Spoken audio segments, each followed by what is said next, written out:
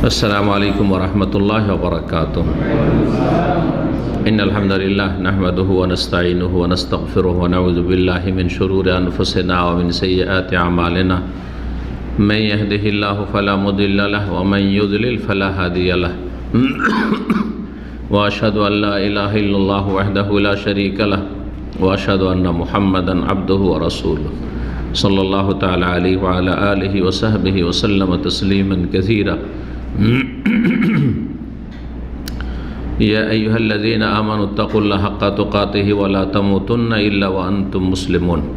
या अय्युहन्नासु इत्तक़ू रब्बकुमुल्लज़ी ख़लक़कुम मिन नफ़्सिन वाहिदा व ख़लक़ मिन्हा ज़ौजहा व बस्स मिन्हुमा रिजालन कसीरा व निसाअ वत्तक़ुल्लाहल्लज़ी तसाअलूना बिही वल अर्हम इन्नल्लाहा काना अलैकुम रक़ीबा। या अय्युहल्लज़ीना आमनुत्तक़ुल्लाह व क़ूलू क़ौलन सदीदा युस्लिह लकुम आमालकुम व यग़फ़िर लकुम ज़ुनूबकुम व मन युतिइल्लाह व रसूलहु फ़क़द फ़ाज़ फ़ौज़न अज़ीमा। अम्मा बाद फ़इन्न खैरल हदीस किताबुल्लाह व खैरल हदी हदी मुहम्मदिन सल्लल्लाहु अलैहि वसल्लम व शर्रल उमूरि मुहदसातुहा व कुल्लु मुहदसतिन बिदअह व कुल्लु बिदअतिन दलाला व कुल्लु दलालतिन फ़िन्नार। अऊज़ु बिल्लाहि मिनश शैतानिर रजीम। वलहुन्ना मिस्लुल्लज़ी अलैहिन्ना बिल मारूफ़ वलिर्रिजालि अलैहिन्ना दरजा। वक़ाल रसूलुल्लाह सल्लल्लाहु अलैहि वसल्लम इस्तौसु बिन्निसाइ खैरा। सम्मानित दीनी भातृमণ্ডলী, আল্লাহ রাব্বুল আলামিনের প্রশংসা এবং প্রিয় নবী মুহাম্মদ রাসূলুল্লাহ সাল্লাল্লাহু আলাইহি সাল্লামের উপর সালাত ও সালামের পর আজ বৃহস্পতিবার 20 মুহররম 1444 হিজরি মোতাবেক 18 আগস্ট 2022 আমাদের সাপ্তাহিক বিষয়ভিত্তিক আলোচনা প্রতি বৃহস্পতিবারে এশার সালাতের পরে হয়ে থাকে। দীর্ঘ বছর ধরে চলে আসছে। এটা যারা নিয়মিত এখানে আসেন তাদের সকলের জানা। এবং আজকের প্রোগ্রামে পরিবার সহ আসারও সুব্যবস্থা রয়েছে। আল্লাহ রাব্বুল আলামিন যাদেরকে পরিবারের নিয়ামত দিয়েছেন, স্থায়ী অথবা অস্থায়ী বাংলা ভাষাভাষী, সবাইকে আল্লাহ যেন তৌফিক দান করেন এই প্রোগ্রাম থেকে উপকৃত হওয়ার জন্য। দুনিয়াদারি কমিয়ে নিয়ে এসে যেন দিনদারি নিয়ে আসার, এলেম শেখা ফরজ, তারপরে ফরজ ওয়াজিব রয়েছে, আমল করা ফরজ, দিনের দাওয়াত দেওয়া ফরজে কেফায়া কমপক্ষে। আল্লাহ রাব্বুল আলামিন সমস্ত ফরজগুলি আদায় করা তৌফিক দান করেন। হারাম নাজায়েজ কাজ থেকে আল্লাহ মুসলিম সমাজকে বাঁচিয়ে রাখেন। আজকের বিষয়বস্তু অত্যন্ত গুরুত্বপূর্ণ, যেমন পুরুষদের জন্য তেমন নারীদের জন্য। বিষয়বস্তু হচ্ছে স্ত্রীর অধিকার, অর্থাৎ স্বামীর ওপর স্ত্রীর অধিকার। আর একটি বিষয় আমরা এর আগে বেশ কিছুদিন হয়ে গেল বা বছর পার হয়ে গেছে আলোচনা করেছি, নিশ্চয়ই মনে আছে। সেটা হচ্ছে নারী অধিকার। সেটা অন্য বিষয়, বা কয়েক বছর হয়ে গেল হয়তো। নারী অধিকার মানে মুসলিম সমাজে বা মানব সমাজে নারীদের কি অধিকার রয়েছে। জি। আর যখন বলো স্ত্রীর অধিকার মানে স্বামীর ওপর স্ত্রীর হক, অধিকার বা প্রাপ্য। স্ত্রী হিসাবে স্বামীর কাছে কি পাবে, কি অধিকার রাখে, এই বিষয়টি নিয়ে অনেক আগে আলোচনা করেছি। জুবাইল সম্মেলনে একটি আলোচনা করেছিলাম অনেক আগে। জি। আর তারপরে এখানে মাঝে মধ্যে আলোচনা হয়েছে, কিন্তু আজকের আলোচনা একটু ভিন্ন রূপে করবো ইনশাআল্লাহ তাআলা, যাতে করে সবগুলি দিক পেশ করার চেষ্টা করব, এবং তাতে সবগুলি দিক যাতে করে যারা শুনবেন তাদের সামনে ফুটে ওঠে। আর স্বামীরা স্ত্রীদের অধিকারগুলি যথাযথ আদায় যেন করতে পারে। আল্লাহ ফরজ আদায় করার সকল পুরুষকে তৌফিক দান করুন, যারা বিবাহিত অথবা বিবাহিত হবেন। আর নারীদেরকে আল্লাহ তৌফিক দান করেন তাদের ন্যায্য অধিকার জানার, এবং সেগুলি তাদেরকে আল্লাহ রাব্বুল আলামিন পাওয়া যেন সহজ করে দেন। কারণ অনেক নারীরা রয়েছে স্বামীর কাছ থেকে ন্যায্য অধিকার পায় না, প্রাপ্য থেকেই যায় পায় না, বঞ্চিত, নির্যাতিত। আল্লাহ রাব্বুল আলামিন সকলের যেন ভালো করেন। ইসলামের একটি সৌন্দর্য হচ্ছে যে মহান আল্লাহ রাব্বুল আলামিন একজনের আর একজনের ওপর বেশ কিছু হক অধিকার রেখেছেন প্রাপ্য। রব থেকে শুরু করে রবের মাবুদের অধিকার হক রয়েছে বান্দার উপর।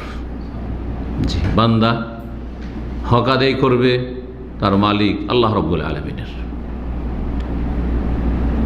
আর রবের ওপর বান্দার হক রয়েছে। এই মর্মে হাদিস আপনাদের জানা আছে, তাই না? মুআয বিন জাবাল রাদিয়াল্লাহু তাআলা আনহুর হাদিস, মা হাক্কুল্লাহি আলা ইবাদিহি ওয়া মা হাক্কুল ইবাদি আলাল্লাহ। আর তারপরে এক সৃষ্টির আর এক সৃষ্টির উপর অধিকার রয়েছে। অনেক আগে আলোচনা করেছিলাম পশু পাখির অধিকার। তো যদি পশু পাখিরও অধিকার প্রাপ্য থাকে মানুষের ওপর, আমি আপনি যে মানুষ, আমাদের ওপর পশু পাখি আশেপাশে যেগুলি বিচরণ করে সেগুলির অধিকার রয়েছে, তাহলে মানুষের ওপর অবশ্যই অধিকার রয়েছে। অমুসলিম হলেও অমুসলিমের অধিকার রয়েছে মুসলিমদের ওপর। মানুষ হিসাবে প্রতিবেশীর অধিকার রয়েছে, আত্মীয় স্বজনের অধিকার রয়েছে, সবচাইতে নিকট আত্মীয় এবং সবচাইতে বড় হক আল্লাহ রাব্বুল আলামিনের হকের পরে রাসূলুল্লাহ হকের পরে পিতামাতার হক রয়েছে, ছেলে মেয়েদের হক রয়েছে, ভাই বোনের হক রয়েছে। মানব সমাজে যেসব অসহায় দুর্বল ব্যক্তি রয়েছে তাদের হক রয়েছে। তাহলে এইভাবে ইসলামের সৌন্দর্যগুলি নিয়ে যদি আমরা গভীরভাবে চিন্তা করি, তো আমরা যেখানে বাস করি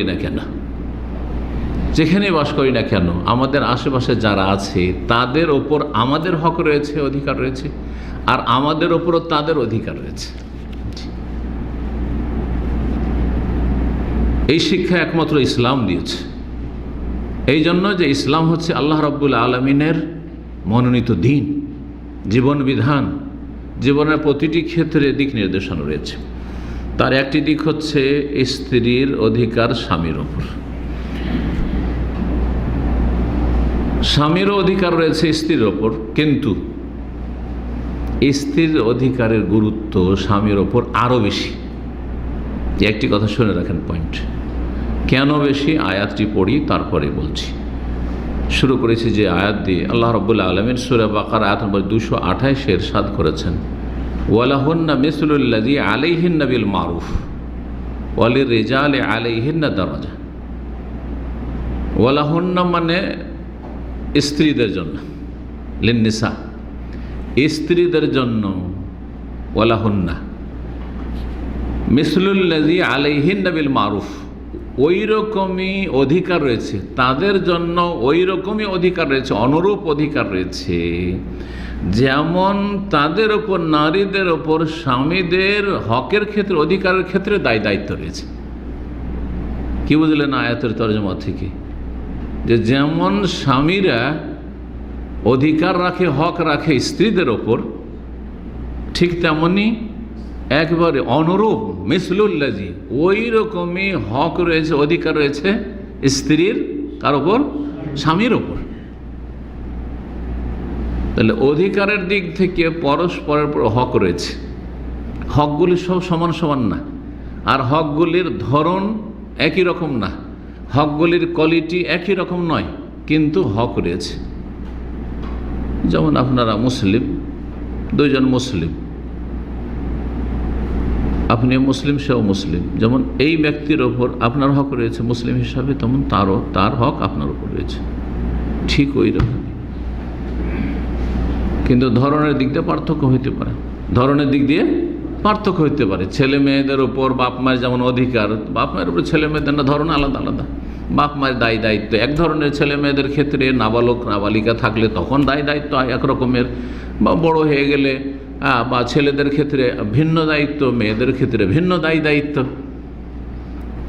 ওই রকমই কিন্তু অধিকার রয়েছে। ওয়ালাহুন্না স্ত্রীদের জন্য ওই রকমই মিসলুল্লাযী ওই রকমই অধিকার রয়েছে যেমন তাদের ওপর গুরু দায়িত্ব রয়েছে হক আদায় করা। কার জন্য? স্বামীদের জন্য। বিল মারুফ, কীরকম? সচরাচর যেটা সেখানকার পরিবেশে রয়েছে, পরিবেশ হিসাবে হকের ধরনের পার্থক্য হতে পারে। অবস্থা বুঝবিল মারুফ, মারুফের একটি অর্থ এটি যে যেটা ওরফে চলছে, সেখানকার পারিবারিক কাঠামো, সামাজিক কাঠামো, হ্যাঁ, আর্থিক অবস্থা, এসবগুলি বিচার করে যেই রকমটা রয়েছে। গ্রাম অঞ্চল আর শহর অঞ্চলে পার্থক্য আছে, হ্যাঁ, জীবনের মানের দিক থেকে। দেশ হিসাবে পার্থক্য রয়েছে, জীবনের মান যেমন বাংলাদেশে তেমন সৌদি আরবে নয়, ঠিক কিনা? জি, বিল মারুফ, ওরফ মোতাবেক, মারুফ তার ওরফ থেকে, এটাও একটা তাফসীর হতে পারে, ভুল হবে না সেটা। আচ্ছা, তারপরে যার যতটা যোগ্যতা রয়েছে বিল মারুফ। আপনি গরিব শ্রেণীর মানুষ, সুতরাং গরিবের স্ত্রী যেমন গরিবের কাছ থেকে হক পাবে, কিন্তু একজন হ্যাঁ পয়সাওয়ালা, অনেক পয়সাওয়ালা, বলছে না না না, ওই যে গরিব ব্যক্তি যেমন স্ত্রীকে দিচ্ছে আমিও দেবো, এরকম চলবে না? চলবে না। যেমন বাংলাদেশে মোহর দিচ্ছে, সৌদি আরবে চলবে? হ্যাঁ, না, চলবে না। মোহরটা একটা অধিকার, মোহরের পরিমাণে পার্থক্য আছে না নেই? জি হ্যাঁ, ওই রকম খরচ খরচার ক্ষেত্রে, ভরণ পোষণ ক্ষেত্রে পার্থক্য রয়েছে। বাংলাদেশে একটা সংসার চালাবার জন্য একটা স্ত্রীকে হ্যাঁ যতটা খরচ দেবেন বলছে, সৌদি আরবে ও অতটি টাকা দেবো, টাকা হিসাবে, বাংলাদেশি টাকা হিসাবে হিসাব করে দেবো, চলবে? এখানে বেশি লাগতে পারে, আবার কমও লাগতে পারে। বিল মারুফ, বিল মারুফের আরেকটি প্রসিদ্ধ অর্থ হচ্ছে ওই যে যেটা কোরআনের বিভিন্ন আয়াতে মারুফ মানে মারুফ মুনকারের বিপরীত। কুনতুম খায়রা উম্মাতিন উখরিজাত লিন-নাস তা'মুরুনা বিল মারুফ ওয়া তানহাউনা আনিল মুনকার। তো মারুফ মানে কি? ভালো। মারুফ মানে কি? ভালো। বিল মারুফ, সদাচরণের সাথে। হক আদায় করবে, কিন্তু কিসের সাথে? স্ত্রী স্বামীর হক আদায় করবে, স্বামী স্ত্রীর হক আদায় করবে বিল মারুফ, অনুরূপ বিল মারুফ, সদাচরণ, সদ্ব্যবহারের সাথে। হক আদায় করছেন কিন্তু খারাপ আচরণ করে, মানে ভরণ পোষণ দিচ্ছেন, বাড়ি দিয়েছেন, মাশাআল্লাহ পাকা বাড়ি আর হাই ফাই জীবন, কিন্তু মানসিক টর্চার করে, শারীরিক টর্চার করে, অথবা বেশ কিছু দিক থেকে হ্যাঁ খারাপ আচরণের সাথে না, খারাপ আচরণের সাথে না। বিল মারুফ, তো মারুফ মানে ভালো আচরণের সাথে হইতে পারে, আবার উরফ মোতাবেক মানে সেখানকার অবস্থাকে সামনে রেখে। পার্থক্য তাহলে কি স্বামী স্ত্রীতে? যেমন স্ত্রীর অধিকার রয়েছে স্বামীর ওপর, স্বামীর স্ত্রীর ওপর অধিকার রয়েছে, তাহলে পার্থক্য কি? আলাদা পার্থক্য আছে। ওয়ালির রেজালে আলাইহিন্না দারাজা, তবে পুরুষদের ক্ষেত্রে, পুরুষদের জন্য আল্লাহ রাব্বুল আলামিনের বিধানে আলাইহিন্না, স্ত্রীদের ওপর কি রয়েছে? দারাজা, মর্যাদা রয়েছে। একটা মর্যাদা, সম্মানের মর্যাদা রয়েছে, নেতৃত্বের মর্যাদা রয়েছে। দুইজন হলে একজন নেতা হইতে হবে, আমির হইতে হবে। স্বামী স্ত্রী কি আমির হবে? যদি স্ত্রী বলে যে না আমি এমবিবিএস ডাক্তার, তুমি কি মাধ্যমিক পাস, সুতরাং বাড়ির আমি হচ্ছে মালিক, না না মালিক না তুমি। হ্যাঁ, পিএইচডি করা, ডক্টরেট করা মহিলা, আর স্বামী হচ্ছে অযোগ্য মূর্খ, হ্যাঁ শিক্ষায়। অথবা স্ত্রী বেশ বড় আলেমা মাশাআল্লাহ, কিন্তু স্বামী হচ্ছে জাহেল, আলেম না। না না না, এখানে নেতৃত্ব দেবে যে আলেম আছে, স্ত্রী নেতৃত্ব চলবে। ওয়ালির রেজালে আলাইহিন্না দারাজা, পুরুষকে স্ত্রীর ওপর বা স্বামীকে স্ত্রীর ওপর কি দেওয়া হয়েছে? দারাজা, মর্যাদা দেওয়া হয়েছে।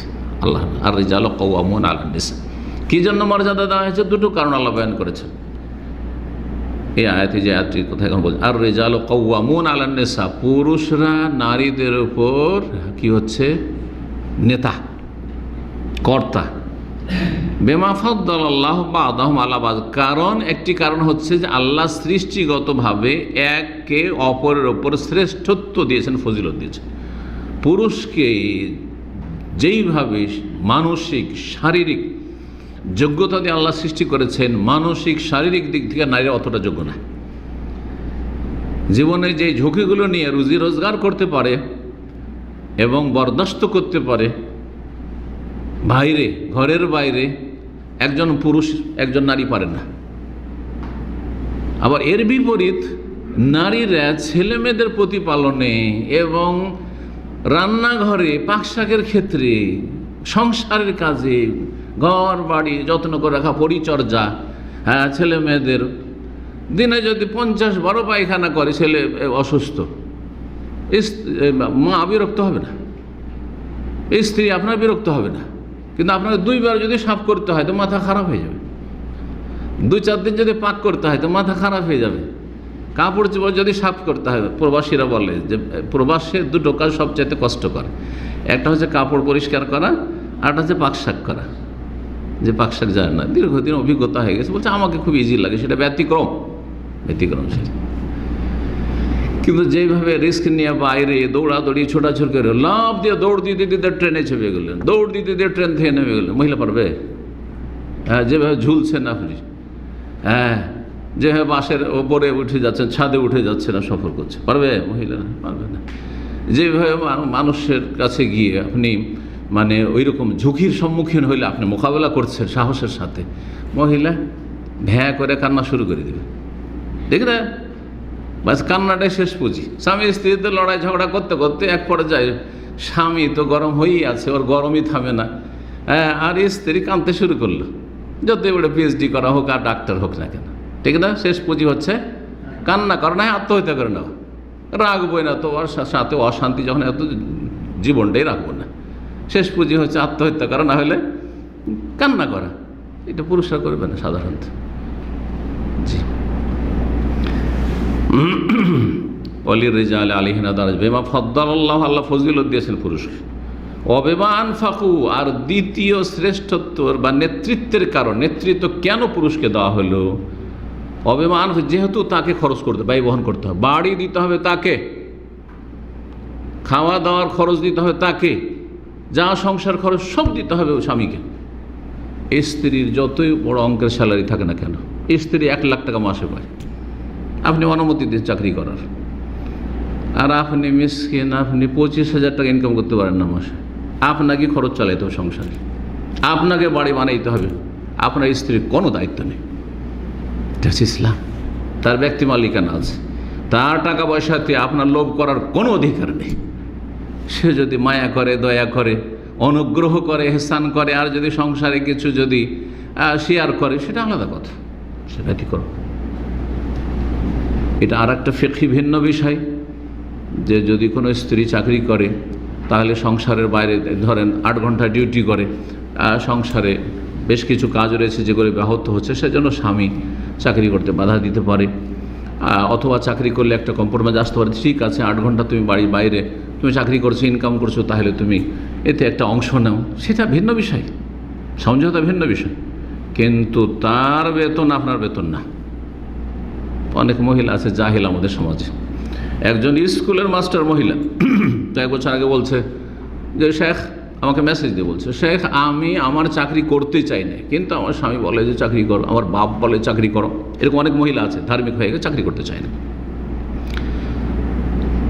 তাও স্কুলে ধরে চাকরি করে, শিক্ষাঙ্গনে চাকরি করে, বলছে এটিএমটাও নিজের কাছে রাখে না স্বামীর হাতে। এটা তার অজ্ঞতা, যে তার বেতন আর এটিএম স্বামীর কাছে থাকবে, এটা তার ন্যায্য অধিকার সম্পর্কে অজ্ঞতা, জেহালত।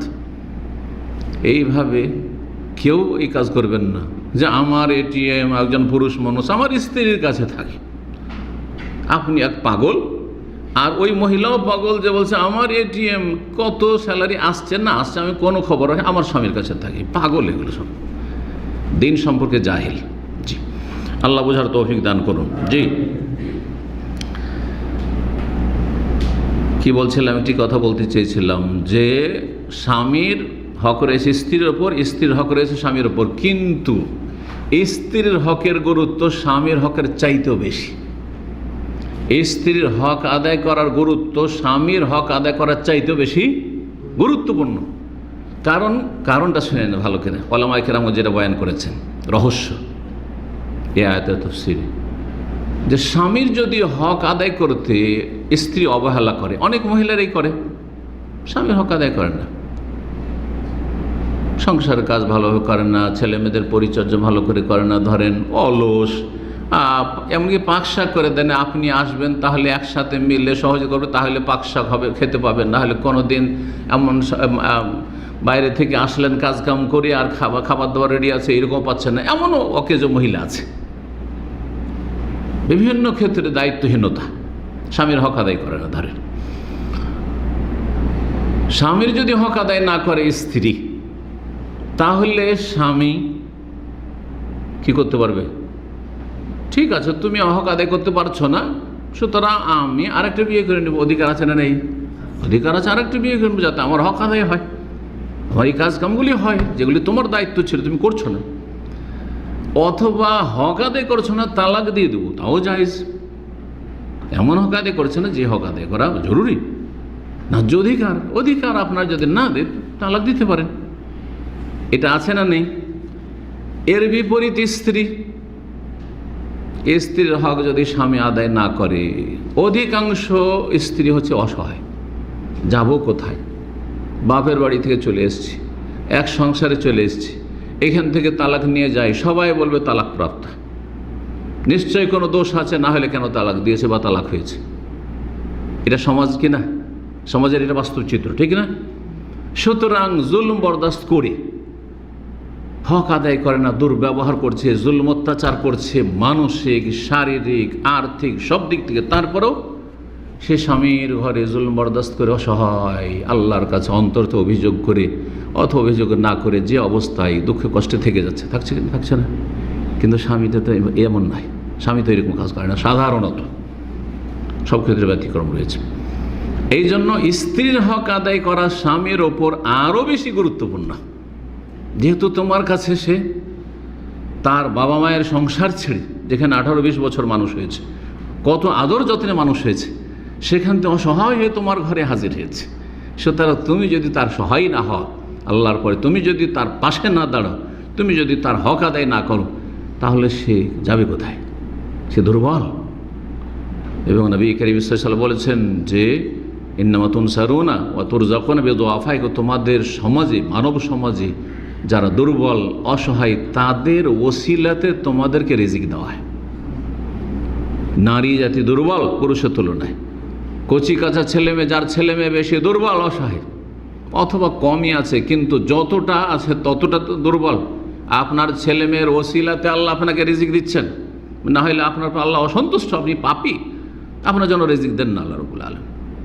জি, আপনি খারাপ মানুষ, কিন্তু আপনার এই কচি কাঁচাগুলিকে, অসহায়গুলিকে আল্লাহ রাব্বুল আলামিন আগে বাড়াবেন, এগুলি তরবিয়তের ব্যবস্থা করেছেন আপনার মতো খারাপ লোক দিয়ে, যার ফলে আল্লাহ হয়তো আপনার রুজিতে বরকত দিয়েছেন আপনার স্ত্রীর জন্য। এই জন্য দেখা যায় অধিকাংশ মানুষের বিয়ে শাদীর পর বরকত শুরু হয়, ছেলে মেয়ে হওয়ার পর আরও বরকত শুরু হয়, রিজিকের রাস্তা খুলে। এটাকে এত হালকা নজরে দেখবেন না। আর এতেই শুধু সীমিত নয়, অনেক বড় ভাইরা রয়েছেন, বাপ দুনিয়া থেকে চলে গেছে, অথবা বাপ দুর্বল মানুষ, বড় ভাই, মেজো ভাই, ওপরে যারা আছে তারা কত কষ্ট করে দীর্ঘ 10 বছর 20 বছর ওই ভাই বোন মানুষ করতে আর ওদের বিয়ে শাদী দিতে, ওগুলো দিয়ে সব চলে গেছে, আরাম পায়নি। ওই দিক থেকে ফ্রি হইতে পারে, অবসর হয়নি, এদিকে ছেলে মেয়ের সিলসিলা শুরু হয়েছে, ছেলে মেয়েদের জন্য কষ্ট করতে, সারা জীবনটা কষ্ট করতে করতে চলে গেল, নিজের সুখ কোনোদিন খুঁজে পেল না। হচ্ছে না? হয়তো আপনাকে যে এই রুজিগুলি আল্লাহ দিয়েছেন, সুস্থতা রুজি হোক আর হায়াতে বরকত হোক, হ্যাঁ, আল্লাহ আপনাকে দীর্ঘায়ু করেছেন, অথবা আপনাকে মানসিক দিক থেকে শান্তিতে রেখেছেন, আপনার ছেলে মেয়ে বড় করা আল্লাহ সহজ করে দিয়েছেন, যে ছেলে মেয়েকে সহজে আপনি বড় করে নিতে পারলেন, অথবা আপনাকে বিভিন্ন দিক থেকে, টাকা পয়সা শুধু রিজিক না, এর আগে বলেছে, সব দিক থেকে আল্লাহ আপনাকে সুখে রেখেছেন। দেখা যাচ্ছে যে এইরকম বড় ভাইয়েরা যারা অনেক কোরবানি দিয়েছে দুর্বল ভাই বোনদের জন্য, তারা বেশি সুখে রয়েছে, অথচ তাদের পরিবারের সদস্য সংখ্যা বেশি, তারপরও তারা সুখে আছে। এগুলো বাস্তব সত্য, যেগুলো অস্বীকার করার নয়। আর বাস্তবে দেখতে পান আর না পান, আপনার মোটা চোখ যদি থাকে, মোটা দৃষ্টি দেখতে পাবেন না, কিন্তু আপনার কোরআন সুন্নাহর আলোকে দেখতে হবে। জি, আল্লাহ বোঝার তৌফিক দান করেন। তো ভূমিকাতে বেশ কথা লম্বা হয়ে গেছে, সংক্ষেপে কথাগুলি তাহলে বলে যাই। স্ত্রীর অধিকার স্বামীর ওপর দুই রকম রয়েছে। একরকম হচ্ছে আর্থিক, আর আরেক রকম হচ্ছে যেগুলি আর্থিক না, আর্থিক ছাড়া অন্য রকমের অধিকার। আর্থিক অধিকার আর যেগুলো আর্থিক নয় এমন অধিকার, হুকুক মালিয়া আর হুকুকুন গায়রু মালিয়া। জি, আর্থিক অধিকারগুলি আগে বলে নি। আর্থিক অধিকার মানে কি?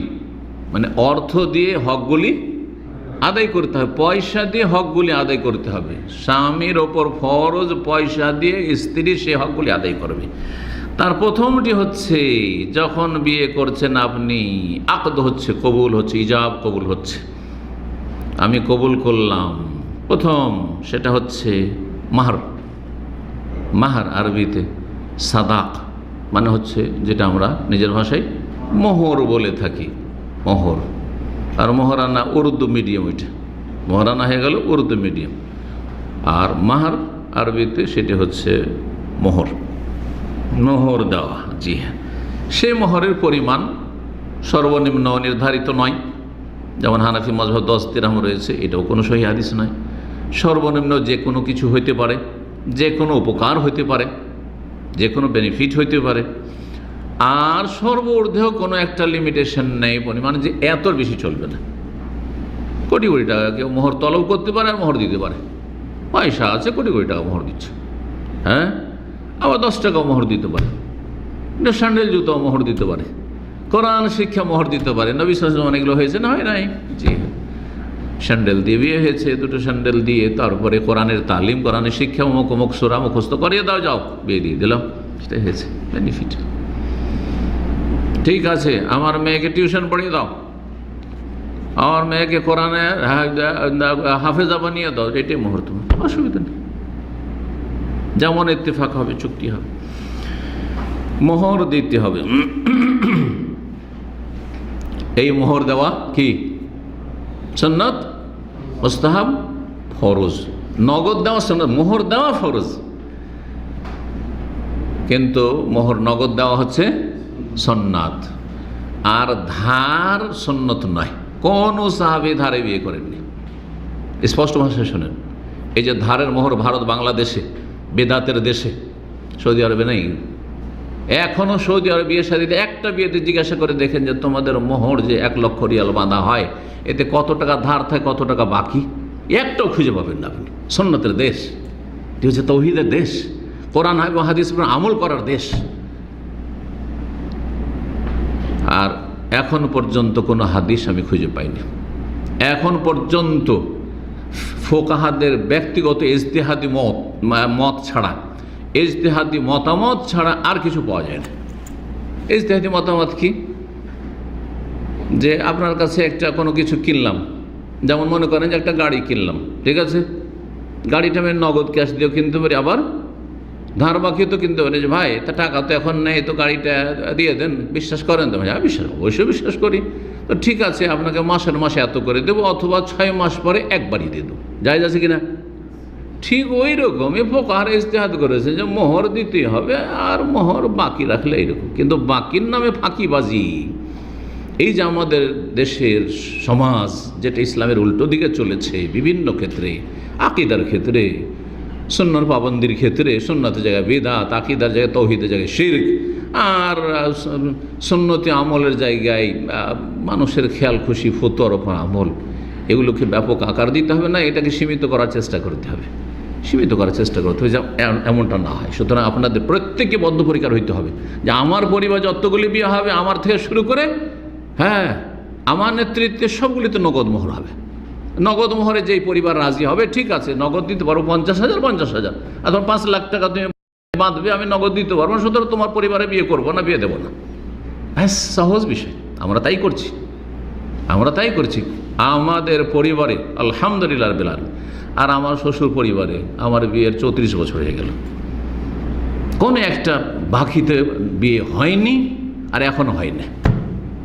জি, হয়নি আর হয় না। আমার মনে পড়া থেকে বলছি, যখন থেকে আমার মনে পড়ছে, স্মরণ হচ্ছে। তো এগুলো চালু করতে হবে আমাদেরকে, সুন্নাত চালু করতে হবে এবং কুসংস্কারগুলো দূর করতে হবে। কারণ এই ফোকাহাদের ফতুয়ার ভিত্তিতে ফাঁকিবাজি চলছে, সেজন্য আরও বেশি গুরুত্ব পেয়ে যায়।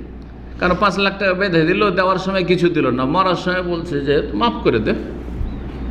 মাফ করবি না তুই কী করবি, এত টাকা কোত্থেকে দেবে, তাই না?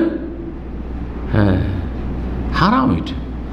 আপনি আমার কাছে টাকা ধার নেবে 10,000 রিয়াল, আর বলবেন যে ও লোকটা তো মারা যাচ্ছে, সেকে মাফ করে দেন। এটা কোন জুলুম হইল?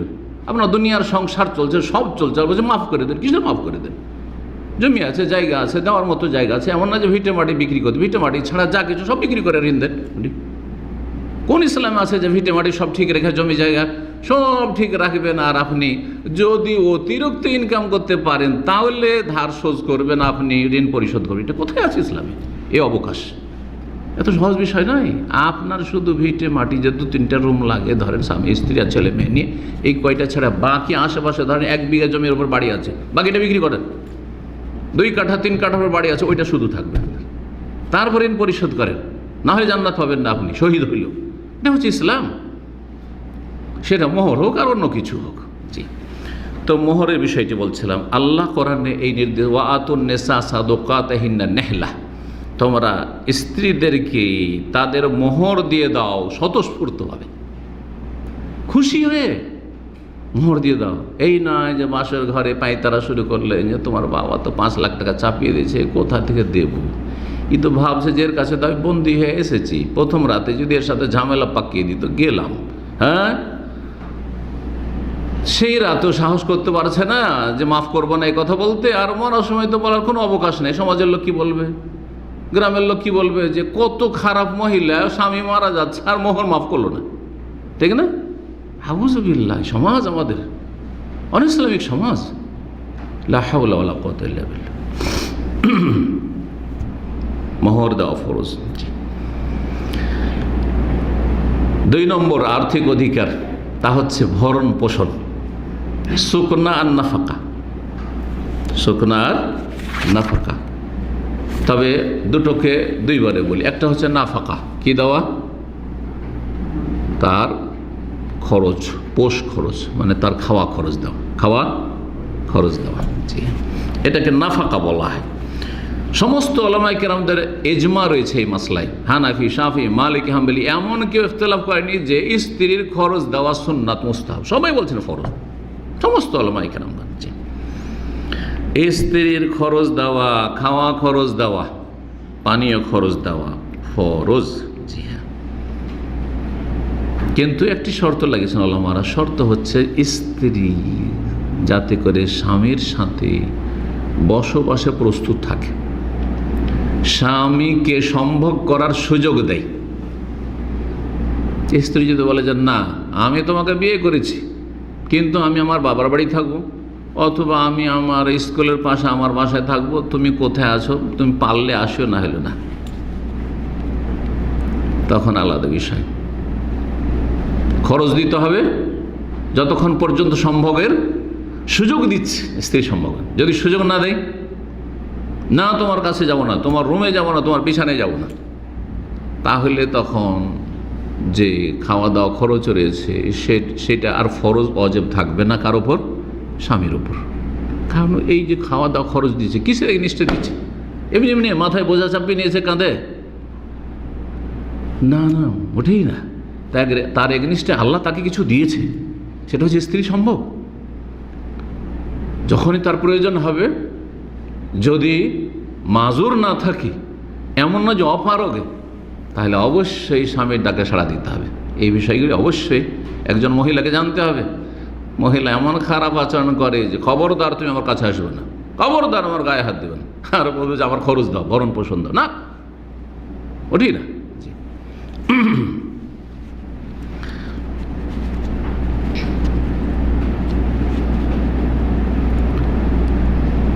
খাওয়া দাওয়া খরচ দিতে হবে, আর তার সাথে সংশ্লিষ্ট যেসব খরচগুলো রয়েছে, আনুষঙ্গিক খরচ যেগুলো রয়েছে, চিকিৎসা দেওয়া ফরজ কিনা স্বামীর ওপর, এটা তো ফোকাহে কেরামদের অনেক ইখতিলাফ রয়েছে। তবে একজন স্বামীর মানবতা, বরং একজন মুসলিমের, একজন মানুষের মানবতা হচ্ছে যে আপনার সবচেয়ে ঘনিষ্ঠ ব্যক্তি, স্বামী স্ত্রী জীবন, দাম্পত্য জীবন, সে অসুস্থ হবে আর তার চিকিৎসা খরচ দেবেন না, সে অসুস্থ হয়ে পড়ে থাকবে, যা ধর বাবা যদি খরচ দেয় তো যা চিকিৎসা করা, না হলে না, চলবে। সুতরাং ফোকাহে কেরামদের ইখতিলাফের ক্ষেত্রে আমি ওই মতটিকে মোটে মেনে নিতে পারি না যারা বলছে যে না এটা জরুরি নয়, তবে তার ক্ষমতা অনুসারে যদি ক্ষমতা থাকে, যার যেমন ক্ষমতা রয়েছে সে অনুযায়ী চিকিৎসা খরচ দেবে। আল্লাহ রাব্বুল আলামিন সূরা বাকারার আয়াত নম্বর 233 ইরশাদ করেছেন, ওয়ালাল মাউলুদি লাহু রিজকুহুন্না ওয়া কিসওয়াতুহুন্না বিল মারুফ। যার সন্তান, সন্তান বাবার না মায়ের? বাবার সন্তান, আসলে বাবার। ওয়ালাল মাউলুদ, যার সন্তান, যার ওরসজাত সন্তান, সন্তানকে সম্পৃক্ত করে বাবার সাথে, যার সন্তান তার উপর দায়িত্ব হচ্ছে নারীদের, স্ত্রীদের কি দেওয়া? রেজেক দেওয়া, ওয়াকিসওয়াতুহুন্না, তাদের বস্ত্র দেওয়া, খাওয়া দাওয়া দেওয়া, আর বস্ত্র বিল মারুফ, সচরাচর যেটা সেখানে চলে। আপনার সমাজে যে ধরনের, আপনার ভাইয়েরা, আপনার গ্রামবাসী যেমন স্ত্রীদেরকে আপনার মতো যারা মোটামুটি আপনার লেভেলের সচ্ছল, তারা কি ধরনের কাপড় চোপড় দেয় ওই রকম দেবে। এই নয় যে আপনার মতো যারা সচ্ছল গোটা গ্রাম দিচ্ছে। আজকাল একটা শাড়ির দাম কত? 500 না 1000? আচ্ছা 1000 টাকা বললাম, 800, 1000 টাকা, 1000 টাকা। আর যদি বলবেন না আমি 5000 টাকার নিচে শাড়ি পরি না, চলবে না? চলবে না। বিল মারুফ, আল্লাহ বলছে বিল মারুফ। সেখানকার অবস্থা বুঝে। আরেকটা সূরা তালাকের আয়াত নম্বর 7, আল্লাহ বলছে লিউনফিক যু সাআতি মিন সাআতি, সচ্ছল ব্যক্তি তার সচ্ছলতা অনুযায়ী খরচ করবে। যে যেমন সচ্ছল, আরব দেশে এসে সচ্ছল হয়েছেন, এখনকার মতো খরচ করবেন। আপনি আপনার স্ত্রীকে বলতে পারেন না যে তোমার মনে আছে আজকে 10 বছর আগে দেশে যখন ঢাকায় থাকতাম আর তখন 5000 টাকা বেতন ছিল, তখন কত টাকা দিতাম মাসে? চলবে নাকি ওইটা? এ কথা চলবে? মিন সাআতিহি, জি, যতটা সচ্ছলতা আছে সেই সচ্ছলতা অনুযায়ী। ওমান কদিরা আলাইহি রিজকুহু, আর যদি কারো রেজিককে সংকুচিত করা হয়, ইনকাম নেই, চাকরি নেই, আপনার ধরেন 2000-3000 রিয়াল মান্থলি বেতন ছিল, হঠাৎ করে চাকরি চলে গেল, দীর্ঘদিন আপনি অবৈধ হয়ে আছেন, অথবা আপনার ইনকামই নেই। স্ত্রী যদি পিড়াপিড়ি করে যে না তুমি দিচ্ছিলে আমাকে 30,000 টাকা মাস, এখন 30,000 টাকা মাস দিতে হবে, একটা পয়সা না, আমার খাওয়ার পয়সার ব্যবস্থা আমি কোত্থেকে দেবো? কথা বোঝা গেছে? আল্লাহ তাই বলছেন যদি কারো রিজিককে সংকুচিত করে দেয় কোনো স্বামীর, ফালিউনফিক মিম্মা আতাহুল্লাহ, যা আছে তাই দিন, যা আছে 500 রিয়াল বেতন পাচ্ছেন, ওদের থেকে স্ত্রীকে কিছু দেন, আপনি কিছু খান, আপনার খরচ কমান, স্ত্রীর খরচ কমান, সেই অনুযায়ী খরচ করেন। আল্লাহু আকবার। কোরআন সব কথা বয়ান করে দিয়েছে, কোরআন এবং হাদিস সমস্ত বিধান রয়েছে, শুধু ব্যক্তি জীবন নয় আর আধ্যাত্মিক জীবন নয়। কারণ অন্যান্য ধর্ম আধ্যাত্মিকতা নিয়ে শুধু রুহানিয়াত আলোচনা করে। ইসলামে যেমন রুহানিয়াত, আধ্যাত্মিকতা রয়েছে, তেমনই মানুষের ব্যক্তি জীবনের চাহিদা পূরণ করা হয়েছে, পারিবারিক জীবনের চাহিদা পূরণ, সমস্যার সমাধান দেওয়া হয়েছে, সামাজিক, রাষ্ট্রীয়, আন্তঃরাষ্ট্রীয় সমস্ত। আল্লাহু আকবার। আর ঠিক আল্লাহ রাব্বুল আলামিন যেন এই দ্বীন ইসলামের মূল্যায়ন করে আমাদেরকে তৌফিক দান করেন। নবী সাল্লাল্লাহু আলাইহি ওয়াসাল্লাম আবু সুফিয়ানের স্ত্রীর নাম কি ছিল জানা আছে? হিন্দ। কিন্তু আমাদের দেশের লোকেরা ওকে কি বলে? হিন্দা। কারণ আমাদের দেশের লোকেরা হিন্দ মহিলার নাম এটা বুঝে না। হ্যাঁ, হিন্দ ছিল তার নাম। হিন্দ ভিতরে উতবার মেয়ে আবু সুফিয়ানের স্ত্রী। মা আয়েশা রাদিয়াল্লাহু তাআলা আনহা বর্ণনা করছেন যে রাসূলুল্লাহ সাল্লাল্লাহু আলাইহি ওয়াসাল্লামের কাছে একদিন আসলেন এই মহিলা ইসলাম কবুল করার পর। ইসলাম কবুল, মক্কা বিজয়ের সময় ইসলাম কবুল করেছিলেন। এসে বলে ইয়া রাসূলুল্লাহ, হে আল্লাহর রাসূল। ইসলামের কট্টর দুশমন এই মহিলা ছিল, যেমন স্বামী দুশমন, স্ত্রী ওই রকমই দুশমন ছিল দীর্ঘ সময় ধরে। তো ইসলাম কবুল করেছে, আল্লাহ তৌফিক দিয়েছেন। কত আল্লাহ রাহমুর রাহিম, এত বড় বড় জালেমকে আল্লাহ হেদায়েত করেছেন। তা আপনি আমি জন্মসূত্রের মুসলিম, যদি গুনাহ থাকে আল্লাহর কাছে দ্রুত তওবা করতে হবে না? আল্লাহ কি মাফ করবেন না? অবশ্যই মাফ করবেন আল্লাহ। বড় শিরক করেননি, বড় কুফরি করেননি, ইসলামের বিরুদ্ধে অস্ত্র ধরেননি, ঠিক না? জি। সুতরাং যদি গুনাহ থাকে আল্লাহর কাছে মাফ চান তাড়াতাড়ি, মত আসার আগে। জানেন না যে কখন মত চলে আসে, সুতরাং সবসময় নিজেকে আপডেট করে রাখার চেষ্টা করে। আল্লাহ তৌফিক দান করুন। ইয়া রাসূলুল্লাহ, হে আল্লাহর রাসূল, ইন্না আবা সুফিয়ান রাজুলুন শাহীহুন। আবু সুফিয়ান যে আমার স্বামী আছেন না, এমন এক মানুষ যে অত্যন্ত কৃপণ। বাখিলুন মানে কৃপণ, আর শাহীহুন মানে দারুণ কৃপণ, মারাত্মক কৃপণ, একবারে চরম, একবারে কৃপণ বখিল। লা ইউতিনি মিনান নাফাকা, আমার খরচ দেয় না, আমার ছেলে মেয়ের খরচ দেয় না। মা ইয়াকফিনি, যেটা সর্বনিম্ন যথেষ্ট হয়, সর্বনিম্ন মানের আমার খরচ যেটা লাগে মান্থলি, সেটাই দেয় না। ওই ইয়াকফি বানিয়ে আমার যে ছেলেগুলো আছে, সন্তানগুলো আছে, এগুলোরও খরচ দেয় না ঠিক করে। ইল্লা মা খাযতু মিন মালিহি বিগাইরি, তবে তাকে না জানিয়ে যদি আমি লুকিয়ে চুরিয়ে নিয়ে নিই, তাহলে ব্যাপারটা অন্যরকম। তো নিতে পারবো কি? দেয় না, আর প্রয়োজন তো কি করব আমি? কি হ্যাঁ, তাকে না জেনে নিতে পারবো? ফাহাল আলাইয়া ফি যালিকা মিন জুনা, আমার কি কোনো গুনাহ হবে যদি স্বামীকে না বলে তার ক্যাশ থেকে, তার বাড়ি থেকে কিছু যদি আমি নিয়ে নিই? ব্যবসায়ী ছিলেন আবু সুফিয়ানের, ব্যবসা বাণিজ্য ছিল, বড় কাফেলা নিয়ে সামনে দেশে যেত। ফাকালা রাসূলুল্লাহ বললেন, কি বললেন? নিতে হবে না, ন্যায্য অধিকার। খুযি মিন মালি বিল মারুফ, তোমার স্বামী, কৃপণ স্বামীর ধন সম্পদ থেকে তার অগোচরে না জানিয়ে তুমি নিতে পারো, বিল মারুফ, সদ আচরণের সাথে। এটাও তফসির করা যায়, ভালো আচরণের সাথে। আর তুসুরপাত করা, নষ্ট করা, স্বামীর মাল নিল আর বাবার বাড়ি পাচার করলো, যেমন অনেক খারাপ মহিলা আছে।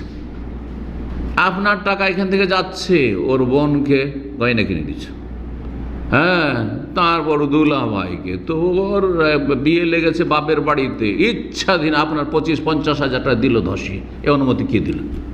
এ অনুমতি কে দিল? কিন্তু সংসারের খরচ যতটা প্রয়োজন মাঝামাঝি এইরকম সমাজে যেই খরচটা চলে, সেই খরচটা করার অধিকার রাখে, তার বেশি নয়, বিনা অনুমতিতে। তো বললেন বিল মারুফ, সদাচরণের সাথে।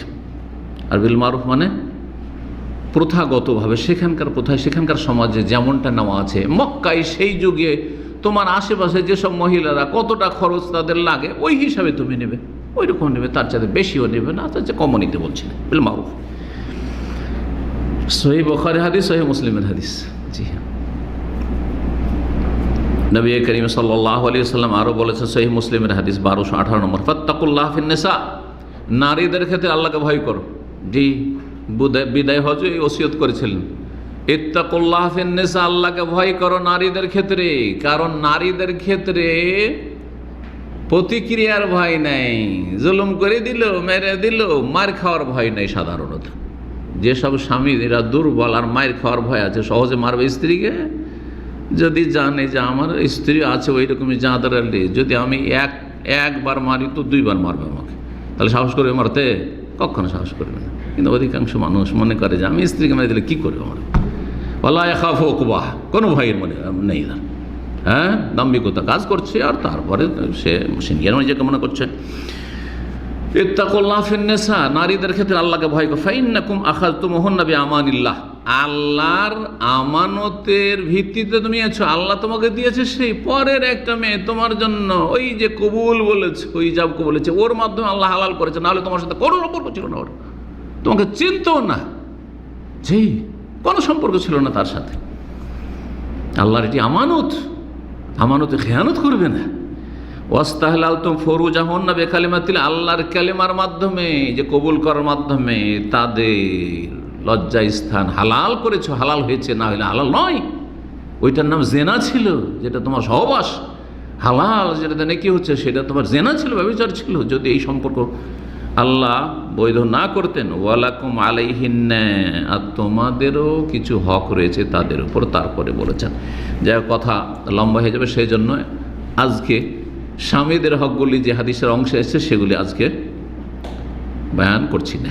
ইনশাআল্লাহ তাআলা সামনের সপ্তাহে স্বামীর অধিকার স্ত্রীর উপর বয়ান করব, তখন সেগুলো বয়ান করব। 3 নম্বর অধিকার, আর্থিক অধিকার হচ্ছে স্ত্রীর কি? হ্যাঁ, বাসা দেওয়া, বাসা একটা ঘর দিতে হবে। আপনার একটা রুম নেয়, কিচ্ছু নেয়ার, বিয়ে করে বসে আছেন, নিজে কোথায় রাখবেন? গাছতলায়? না, মোটেই না। আপনার যদি একটা রুমের ব্যবস্থা থাকে তাহলে বিয়ে করেন, না হলে আগে প্রস্তুতি নেন, পারবো না। জি, আর বাসা মানে শুধু একটা বাসা না, একাকার হয়ে ডাল ভাত করে ভাইদের সাথে, আর পর্দার গর্দা উড়িয়ে দিয়ে, বেহায়া করে দিয়ে, আর আপনি আপনার ভাইয়ের স্ত্রীকে দেখছেন, আপনার স্ত্রীকে আপনার ভাই দেখছে, এইভাবে না, একটু পর্দার ব্যবস্থা করেন। এটা হচ্ছে সুকনা বাসা। বাসা মানে নিরাপদ বাসা, যেখানে নিরাপদ থাকতে পারে। জি, বাসাতে প্রোটেকশন থাকবে, বাসাতে পর্দার ব্যবস্থা থাকবে, বাসাতে শরীয়ত পালনের সুব্যবস্থা থাকবে। এগুলো হচ্ছে বাসা। আর বাসা মানে এই নয় যে একটা রুম, আর আপনার রুম থেকে বেরোচ্ছেন, আপনার ভাই একই রুম থেকে বেরোচ্ছে, এই ওর বউকে দেখছে, ওর বউকে দেখছে, যে নাজায়েজ আমাদের দেশের যে পারিবারিক কাঠামো, কত যে গুনাহ হচ্ছে সবার আল্লাহ ভালো জানে। আল্লাহ হেদায়েত দান করে প্রথম বাপ মাকে। এই জাহেল বাপ মা বুঝে না, যদি ছেলে বলে যে না এইভাবে আব্বা থাকা চলবে না, বলছে দেখো দুটা পয়সা হয়েছে, আর এই যে কি বলে বিয়ে করেছে, এখন বাপ চিনে না মা চিনে না, বলবে না? বলবে না? ফতোয়া দিতে কম না আমাদের দেশের বাপ মা, জাহেল বাপ মা। না, পর্দার ব্যবস্থা করতে হবে। পর্দার সাথে একটা বাসা দেওয়া, এটা হচ্ছে সুকনা বাসা।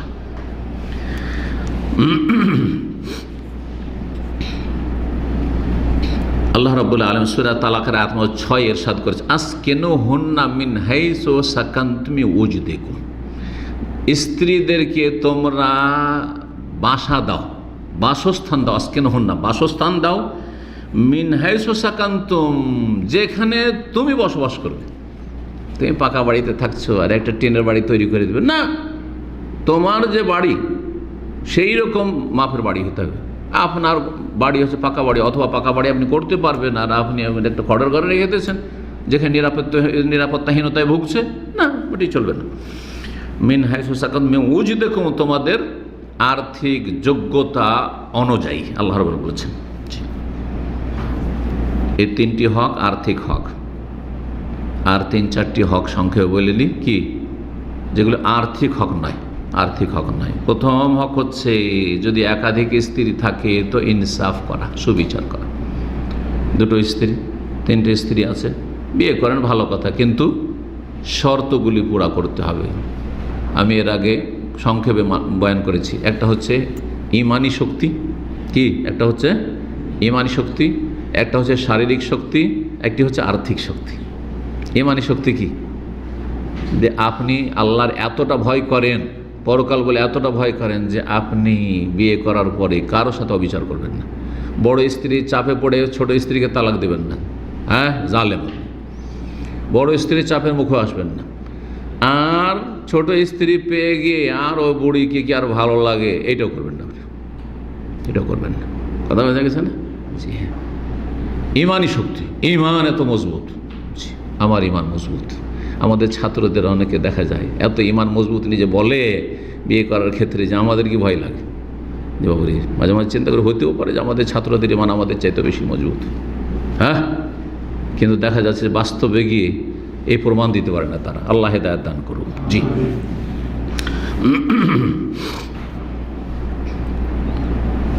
আচ্ছা, একাধিক স্ত্রী থাকলে সুবিচার করতে হবে।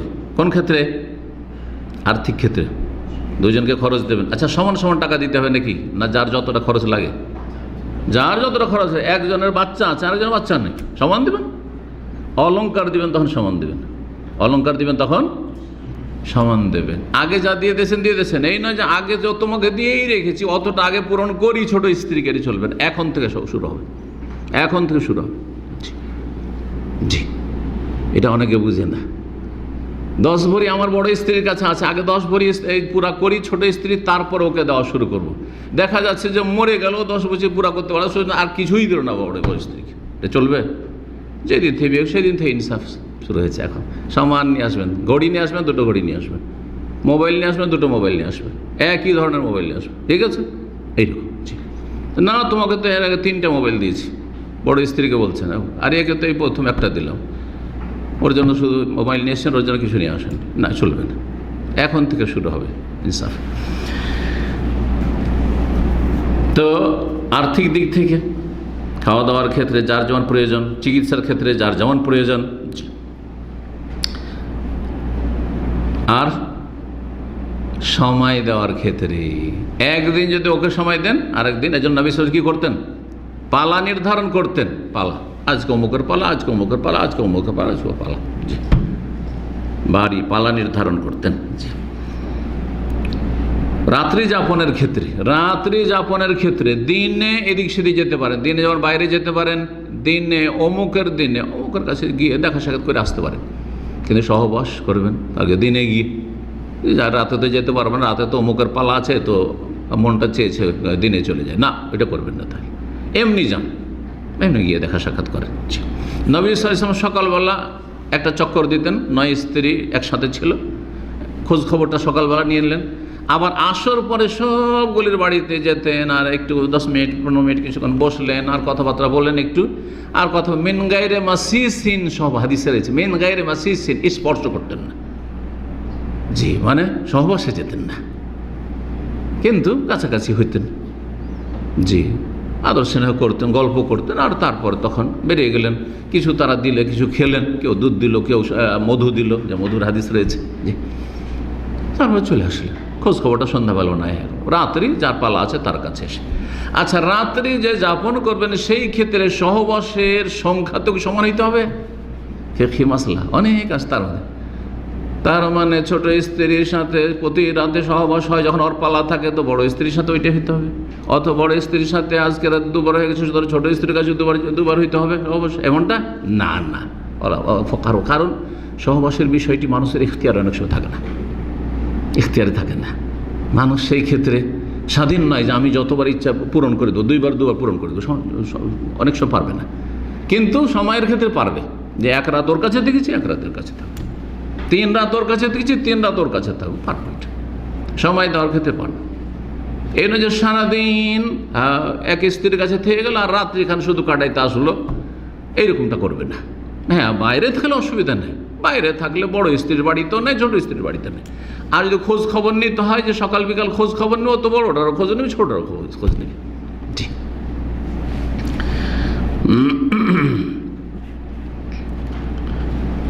এই ছিল ইনসাফের বিষয়গুলো। বস্ত্রের ক্ষেত্রে, কাপড় চোপড় দেওয়ার ক্ষেত্রে ইত্যাদি সেম একই রকম কাপড় দেবেন, একই রকমের কাপড় দেবেন। জি, 2 নম্বর অধিকার হচ্ছে কিসের? আর্থিক নয় এমন, সেটা হচ্ছে হুসনুল ইশরা, সদাচরণ করা, ভালো আচরণ করবেন স্ত্রীর সাথে। কি করবেন? ভালো আচরণ। যতগুলি কাজকে কথাকে ভালো আচরণ বলা হয় সেগুলি করবেন, আর যতগুলি কথা কাজকে খারাপ আচরণ বলা হয় সেগুলিকে অ্যাভয়েড করবেন। এটার নাম ভালো আচরণ। যে কোনো ব্যক্তি সম্পর্কে আমরা যখন বলি লোকটি ভালো, তার মানে কি? তার 2টো দিক আছে। সে কারো খারাপ করে না, আর সে মানুষের কি করে? ভালো করে, তাহলে ভালো মানুষ। কিন্তু তার একটা যদি থাকে তো কখনো ভালো হতে পারে না। লোকটা ভালো কিন্তু কারো কোনো ভালো করে না, কিছুটা ভালো না, আসলে পুরো ভালো না। কথা বোঝা গেছে না? সুতরাং ভালো আচরণ করা মানে খারাপ আচরণ করবেন না। আর ভালো আচরণ আপনার সবচেয়ে ঘনিষ্ঠ ব্যক্তি, চিন্তা করুন আপনি। স্বামী স্ত্রী জীবন এমন একটা জীবন যে স্বামী স্ত্রীর জীবনে এমন কিছু গোপন বিষয় শেয়ার করা যায়, গোপন বিষয় বলা যায়, যেটা পৃথিবীর কাউকে বলা যায় না, ঠিক কিনা? কাউকে বলতে পারবেন না, বাপ মাকেও পারবেন না, ভাই বোনকেও পারবেন না, ঘনিষ্ঠ বন্ধুকেও পারবেন না। কিন্তু আপনার দুর্বল পয়েন্ট অথবা সবল পয়েন্ট সব আপনার স্ত্রী জানে। ওই রকম একজন মহিলার দুর্বল দিক রয়েছে, আর সবল দিক রয়েছে, ভালো দিক রয়েছে, সব তার স্বামী জানে। এত বেশি জানে যে অন্য কেউ তার সম্পর্কে জানে না। সদাচরণের একটা গুরুত্বপূর্ণ দিক হচ্ছে যে দুর্বল দিকগুলি, ত্রুটির দিকগুলি রয়েছে, সেগুলি কোথাও বাইরে কি করবেন না, প্রকাশ করবেন না। কিছু বদচরিত্রের স্ত্রী আছে, স্বামীর যতগুলো দুর্বল দিক বান্ধবীর কাছে গিয়ে, আরে ও পারে না, আরে ওর এইরকম, ওর মধ্যে এই রয়েছে সেই রয়েছে, না মোটেই না, জায়েজ না। এইরকমই অনেক জাহেল মূর্খ স্বামী রয়েছে, স্ত্রীর কোনো দুর্বল পয়েন্ট রয়েছে, সেখানে বলছে ও আমার স্ত্রী এইরকম, এই দোষ রয়েছে, এই রয়েছে। না, জায়েজ নয়। আপনি এখানে হক আদায় ত্রুটি করলেন, এটা সদাচরণ করলেন না। গোপন বিষয়গুলি কোথাও প্রকাশ পাবে আর অন্য কেউ জানবে, যেটা কষ্টদায়ক আপনার স্ত্রীর জন্য অথবা স্বামীর জন্য, কারো জন্য জায়েজ নয়। এটা আল্লাহ যেন বোঝার তৌফিক দান করেন। সূরা নিসার আয়াত নম্বর 19 আল্লাহ ইরশাদ ওয়া আশিরুহুন্না বিল মারুফ, স্ত্রীর সাথে জীবনযাপন করো, সময় কাটাও, বিল মারুফ, সদাচরণের সাথে, ভালো আচরণের সাথে। সারাদিন ঘরে আছেন ভালো আচরণ, বাইরে আছেন তারপরে ভালো আচরণ, দূরে প্রবাসে আছেন তারপর ভালো আচরণ, জি ভালো আচরণ করবেন যেটাকে ভালো হয়। নবী করিম সাল্লাল্লাহু আলাইহি ওয়াসাল্লামের প্রসিদ্ধ হাদিস শুরুতে পড়েছিলাম, সহিহ বুখারী মুসলিমে রয়েছে, ইস্তাউসু বিন নিসাই খায়রা, নারীদের ক্ষেত্রে কল্যাণের ভালাইয়ের ওসিয়ত গ্রহণ করা আমার থেকে। নবী সাল্লাল্লাহু আলাইহি ওয়াসাল্লাম উপদেশ দিচ্ছেন আমার থেকে নারীদের ক্ষেত্রে, স্ত্রীদের ক্ষেত্রে কি করো, ভালো কল্যাণের উপদেশ গ্রহণ করো, যে তোমরা তাদের সাথে ভালো আচরণ করবে, ভালো আচরণ করবে। আল্লাহ যেন তৌফিক দান করেন, আল্লাহ সহজ করেন। 3 নম্বর বিষয় হচ্ছে স্ত্রীর হক স্বামীর ওপর, যে স্ত্রীর ক্ষতি করবেন না, স্ত্রীকে কষ্ট দেবেন না। স্ত্রীর নেগেটিভিটি, স্ত্রীর ক্ষতি করবেন না আর স্ত্রীকে কষ্ট দেবেন না, সেটা মানসিক কষ্ট হোক, শারীরিক কষ্ট। অনেকে মানসিক কষ্ট দেয়, শারীরিক কষ্ট দেয় না, মারধর করে না, কিন্তু মানসিক দিক দিয়ে অশান্তিতে রাখে। হ্যাঁ, কষ্ট দেওয়া, আর্থিক দিক থেকে কষ্টে রাখে, পারিবারিক দিক থেকে কষ্টে রাখে। অনেক জাহেল স্বামী আছে, মনে করে যে আমার স্ত্রী মানে আমার মায়ের দাসী। এটা বাঙালি মূর্খ সমাজে এটা খুব আছে কিন্তু। আর বলেও, আমাদের কলকাতার এক ভাই ছিল, এখানে মারা গেছে, আল্লাহ রহম করে। সে বলছে যে আমাদের এলাকায় এটা নাই, কিন্তু থাকতে পারে, কিন্তু আমাদের পরিবারে এগুলো শুনিনি কোনোদিন। বলছে বিয়ে করতে যাওয়ার সময় ছেলে গিয়ে ওর মায়ের কাছে যাবে আর পায়ে হাত দিয়ে সালাম করবে, বেদাত তো আছে আপনাদের সমাজে, তাই না? হ্যাঁ, কদম বসি করা। আর তার বলে, মা তোমার জন্য আমি দাসী নিতে যাচ্ছি। নাউজুবিল্লাহ, দাসী? যদি আপনার স্ত্রী দাসী হয় আপনি দাস, আর আপনার স্ত্রীকে যদি নেত্রী মনে করেন তো আপনি নেতা। মনে রাখতে হবে এটা। এইরকমই মহিলাদেরকে বলবো যে তোমার স্বামীকে যদি তুমি ছোট লোক মনে করো তাহলে ছোট লোকের স্ত্রী তুমি, আর যদি তোমার স্বামীকে কিং মনে করো, রাজকুমার মনে করো, তাহলে তুমি রাজকুমারী। ঠিক, তোমার স্বামীকে যদি সৈয়দ মনে করো তাহলে তুমি সৈয়দা, আর তুমি যদি তোমার স্বামীকে গোলাম মনে করো তাহলে গোলামের স্ত্রী, দাসী, বান্দি। আল্লাহ যেন বোঝার তৌফিক দান করে।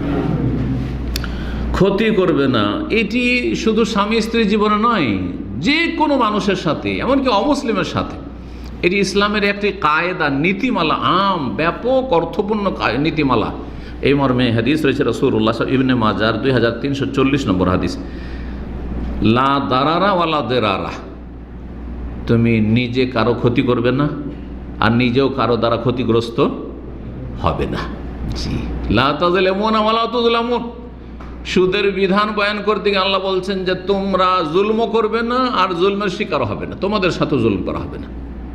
জুলম কারো ক্ষেত্রে বৈধ না। ক্ষতি করবে না স্ত্রী, আর স্ত্রী দ্বারা ক্ষতিগ্রস্ত হবে না। কোন রকমের ক্ষতি করার অবকাশ ইসলামে কারো সাথে নেই। অমুসলিমের ক্ষতি করবেন না। এই জন্য তো অমুসলিমকে ইসলামের দাওয়াত দেওয়া ফরজ, যে জাহান্নামে চলে যাবে তারা এই অবস্থায় মারা গেলে জাহান্নাম থেকে উদ্ধার করি। যদি দুনিয়ায় কোথাও ডুবে যাচ্ছে, সাঁতার জানছে না, আগুনে জ্বলে যাচ্ছে, কোনো বাড়িতে ফেসে গেছে, একটা গাড়ি অ্যাক্সিডেন্ট হয়েছে, কিছু কোনো গাড়িতে ফেসে থাকলে মরে যাবে, তাকে উদ্ধার করার জন্য আমরা আপ্রাণ চেষ্টা করি, যে কোনো মানুষকে, মুসলিম হোক অমুসলিম হোক, তাহলে জাহান্নামে চলে যায় এই অবস্থায় থেকে গেলে তাকে দাওয়াত দেওয়ার গুরুত্ব কত বেড়ে যায়, চিন্তা করতে হয় বিষয়টি। এই জন্য মুসলিমদেরকে আমরা দাওয়াত দিয়ে থাকি, যে দাওয়াত দেওয়া ফরজ, এটা ইসলাম শিখিয়েছে। আর না হলে এই নয় যে তাদের দাওয়াত দেওয়া মানে তাদের ক্ষতি করা, তাদেরকে ইসলামে নিয়ে আসা মানে তাদের ক্ষতি করা, বরং তাদের সবচেয়ে বড় হিতাকাঙ্ক্ষী জাহান্নামের আগুনে ঝাঁপ দিতে যাচ্ছে, সেখান থেকে উদ্ধার করার আমরা চেষ্টা করছি। আল্লাহ যেন অমুসলিমদেরকে বুঝার এই বিষয়টি তৌফিক দান করেন, আর মুসলিমদেরকে গুরু দায়িত্ব সম্পর্কে বুঝার তৌফিক দান করেন। নবী করিম সাল্লাল্লাহু আলাইহি ওয়াসাল্লাম স্ত্রীদের সাথে কত সদাচরণ করতেন। কি বলেছেন নবী সাল্লাল্লাহু আলাইহি ওয়াসাল্লাম? খায়রুকুম লিআহলিহি, তোমাদের মধ্যে সবচেয়ে ভালো মানুষ কে? যে স্ত্রীর কাছে ভালো মানুষ। স্ত্রী যদি বলে যে আমার স্বামী ভালো, তাহলে জানতে হবে লোকটা ভালো, কারণ সব জানছে, ওর গোপন তথ্য সব ওর কাছে আছে, তার পুরো ডাটা তার কাছে আছে, ঠিক না? ও আনা খায়রুকুম লিআহলি, আর আমি মুহাম্মদ রাসূলুল্লাহ সাল্লাল্লাহু আলাইহি ওয়াসাল্লাম বলছি যে আমি আমার পরিবার স্ত্রীদের কাছে সবচেয়ে ভালো মানুষ। আল্লাহু আকবার। কট্টর দুশমনের মেয়ে, ইহুদি নেতা, কত বড় দুশমন ছিল সে খাইবারের, হুয়াই বিন আখতাব, তার মেয়ে সাফিয়া রাদিয়াল্লাহু তাআলা বিয়ে হওয়ার সাথে সাথে এত ভালোবেসেছেন স্বামীকে যে জীবনে কখনোই বাপের কথা মনে করেন, সেই কাফের বাপের কথা। আবু সুফিয়ান কাফের কুফরের অবস্থায় বেড়াতে এসছে মদিনা, মেয়ের বাড়ি লুকিয়ে কোনো রকম করে আশ্রয় নিয়েছে সে উম্মে হাবিবা রাদিয়াল্লাহু তাআলা আনহা, আবু সুফিয়ানের মেয়ে কিনা, রাসূলুল্লাহ সাল্লাল্লাহু আলাইহি ওয়াসাল্লাম সহধর্মিণী উম্মুল মুমিনিন। যখন বাপকে দেখেছে যে বসতে যাচ্ছে, নবী সাল্লাল্লাহু আলাইহি ওয়াসাল্লামের মোবারক বিছানাটিকে গুটিয়ে রেখে দিয়েছেন, উঠিয়ে রেখে দিয়েছেন আর মেঝেতে বসতে দিচ্ছেন। তখন আবু সুফিয়ান অবাক হয়ে বলছে যে মা, তুমি এই বিছানাটিকে আমার যোগ্য মনে করলে না, না আমাকে এই বিছানার যোগ্য মনে করলে না? জিজ্ঞেস করছেন যে বাপ হয়তো আমি বড় মানুষ, অনেক বড় মানুষ, মক্কার নেতা, হ্যাঁ, আমাকে হয়তো এই খারাপ বিছানায় বসতে দেবে না, সেজন্য বিছানাটাকে উঠিয়ে রেখে দিল নাকি? বলছে যে আব্বা, ইন্নাকা রাজুলুন মুশরিকুন নাজাস, আপনি মুশরিক নাপাক, ওয়াহাযা ফিরাশু রাসূলিল্লাহ, আর এটি হচ্ছে রাসূলুল্লাহর বিছানা, এই মোবারক বিছানায় আপনার মতো নাপাককে বসতে দেবো এটা হতে পারে না। তাই এটাকে মুড়িয়ে রেখে দিলাম যে মুশরিক যেন, নাপাক যেন আমার স্বামী রাসূলুল্লাহ সাল্লাল্লাহু আলাইহি ওয়াসাল্লাম, আমার স্বামী আমার রাসূল, তার এই পবিত্র বিছানায় না বসে। দেখেছেন কি ভালোবাসা, চিন্তা করেন আপনি। যেমন তেমন কথা, যেমন তেমন কথা, যে বাপের ভালোবাসাকে, যেটা প্রাকৃতিক ভালোবাসা কাফের হইল, সেই ভালোবাসাকে কীভাবে তারা ভুলে গেছে রাসূলুল্লাহ সাল্লাল্লাহু আলাইহি ওয়াসাল্লাম মহব্বতে। শুধু রসুল হিসাবে নয়, তার আগে খুলুকুন আযীম, ইন্নাকা লাআলা খুলুকুন, উত্তম চরিত্রে মুগ্ধ হয়ে যে এমন স্বামী পৃথিবীতে আর হইতে পারে না সাল্লাল্লাহু আলাইহি ওয়াসাল্লাম। আল্লাহ যেন তাঁর সত্যিকার জীবনের প্রতিটি ক্ষেত্রে আমাদের অনুসরণের তৌফিক দান করে। রাসূলুল্লাহ সাল্লাল্লাহু আলাইহি ওয়াসাল্লাম মেয়ের জীবনে অনেক নজির রয়েছে, স্ত্রীদের সাথে কিভাবে সদাচরণ করতে হয়, কিভাবে তাদের আদর করতে হয়, স্নেহ করতে হয়। চিন্তা করেন, এক স্ত্রী দিল ভেঙে, এক তো খাবার এসেছে, কত খিদা লেগে আছে, সে অবস্থায় খাবার এসেছে, ঘটনা জানা আছে কিনা? খাবার দিয়ে পাঠিয়েছে, আর একজন স্ত্রী সতীনের ঝাল বরদাস্ত করতে পারেনি, রাগ বরদাস্ত করতে পারেনি, কি করেছে?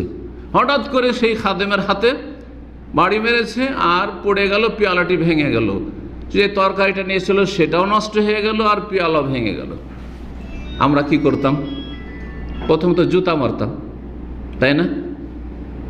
করতেন না? করতেন না? যতটা পারতেন আপনি পিটনি দিতেন, সাইজ করতেন, আর তারপরে কথা বলতেন, ঠিক না?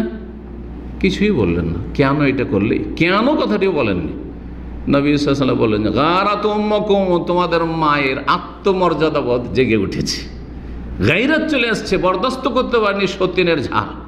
সতীন প্রাকৃতিক জিনিস, সতীন সাধারণত মহিলারা বরদাস্ত করতে পারে না, তাই বরদাস্ত করতে পারেনি। এই কথা বলে আর কিছুই বললেন না, বললেন যে ঠিক আছে, খাবার গেল, এটা আমার হক ছিল, আমাকে হাতিয়ে দিয়েছিল, আমারটা আমি কি করলাম, ছেড়ে দিলাম। কিন্তু পেয়ালা যেহেতু অমুকের, সুতরাং পেয়ালার বদল আরেকটা ভালো পেয়ালা তার বাড়ি থেকে উঠিয়ে দিয়ে দিলেন, খাদেমকে যাও পেয়ালাটা নিয়ে গিয়ে দিয়ে দাও, প্রতিশোধ। কিছুই বললেন না সাল্লাল্লাহু আলাইহি ওয়াসাল্লাম। কি শিখলাম আমরা? আল্লাহ যেন আমলের তৌফিক দান করেন। 4 নম্বর বিষয়টি বলে শেষ করে দেব, সেটা হচ্ছে, সেটা যদিও সদাচরণ অন্তর্ভুক্ত, কিন্তু এটা অনেক ওলামারা আলাদা করে বর্ণনা করেছেন, সেজন্য বর্ণনা করে। সেটা হচ্ছে স্ত্রীকে শ্রদ্ধার নজরে দেখবেন, সম্মান করবেন, মূল্যায়ন করবেন। প্রত্যেকের ভালো দিক আছে আর খারাপ দিক আছে, আপনার আমার নেই, দুর্বল দিক নেই, অবশ্যই আছে। একমাত্র রাসূলুল্লাহ সাল্লাল্লাহু আলাইহি ওয়াসাল্লাম, যে কোনো মানুষের ভালো দিকের সাথে কম থাকলেও খারাপ দিক আছে, ঠিক না? বরং অধিকাংশ মানুষের খারাপ দিকটা বেশি, ভালো কম আছে। তাহলে আপনার যখন খারাপ দিকগুলি আপনার স্ত্রী বরদাস্ত করে নিচ্ছে, আপনার স্ত্রী দুর্বল দিক রয়েছে, খারাপ দিক রয়েছে, বরদাস্ত করতে হবে না? অবশ্যই বরদাস্ত করতে হবে, সম্মান করতে হবে, মূল্যায়ন করতে হবে। কারণ আপনার স্ত্রী আপনার জীবন সঙ্গিনী, আপনার মানসিক শারীরিক শান্তির এবং উপভোগের মাধ্যম। আল্লাহ কি বলেছেন? অমিন আয়াতিহি আন খালাকা লাকুম মিন আনফুসিকুম আজওয়াজা লিতাসকুনু ইলাইহা, সূরা রুমের আয়াত নম্বর 21। আল্লাহ বলছেন, আল্লাহর একটি বড় নিদর্শন হচ্ছে, কুদরতের ক্ষমতার বহিঃপ্রকাশ হচ্ছে যে তোমাদের মধ্য থেকে, মানব সমাজ থেকে আল্লাহ তোমাদের জোড়া স্ত্রী সৃষ্টি করেছেন। যদি জিন হইতো স্ত্রী, ভয়ে সারা রাত ঘুম আসতো না, রুম থেকে পালিয়ে যেতে যদি জানতে পারেন যে আমার স্ত্রী জিন, ঠিক না? পারতেন? কখনো পারতেন না। আপনি কোনো যদি হিংস্র পশু হইতো, আচ্ছা, হিংস্র পশু বাদ দেন, এমনি কোনো পশু, হ্যাঁ, গরু ছাগল, অনেক জানোয়ার আছে কুকুরকে বিয়ে করছে আজকাল, তাই না? আউযুবিল্লাহ, কত সুন্দর। মিন আনফুসিকুম, তোমার মতো মানুষ, আদম সন্তান, তুমি আদম সন্তান, সেও আল্লাহ দিয়েছেন লিতাসকুনু ইলাইহা, যাতে করে সুকুন, মানসিক শারীরিক শান্তি হাসিল করতে পারো। কত যে মানসিক শারীরিক শান্তি হাসিল করছো স্ত্রীর মাধ্যমে, স্ত্রীর সম্ভোগের মাধ্যমে, স্ত্রী পাশে থাকার মাধ্যমে। আরে চোখের সামনে থাকলে কি শান্তি, একটু কথা বললে যে কি শান্তি, বুঝতে পারছেন না? আল্লাহ বুঝার তৌফিক দান করে। জি, সুতরাং শ্রদ্ধা করবে, সম্মান করবে। স্ত্রীকে শ্রদ্ধা করা, সম্মান করা মানে তার বাপ মাকে সম্মান করবে, তার ভাই বোনদেরকে সম্মান করবে, ছোটদেরকে স্নেহ করবে, তার ভাই বোন বড়দের সম্মান করবে। জি, শ্যালক শালিকাদের যারা বড় রয়েছে তাদের সম্মান করবে। বড়দের সম্মান করা আর ছোটদের আদর স্নেহ করা, এটা ইসলাম শিখিয়েছে যে কোনো ক্ষেত্রে। আল্লাহ জান, আর এই ক্ষেত্রে স্ত্রী বেশি অধিকার রাখে, যেমন স্বামী বেশি অধিকার রাখে। আল্লাহ রাব্বুল এই বিষয়গুলি যেন বুঝার তৌফিক দান করেন এবং আমাদেরকে আল্লাহ এলেম শেখার সাথে সাথে আমল করার তৌফিক দান করেন। আল্লাহর হক আদায় করার সাথে সাথে মানুষের হক আল্লাহ আদায় করার তৌফিক দান করেন। ওয়া সাল্লাল্লাহু আলা সাল্লাম আলা নবিয়িনা মুহাম্মদ ওয়া আলা আলিহি ওয়া সাহবিহি আজমাইন।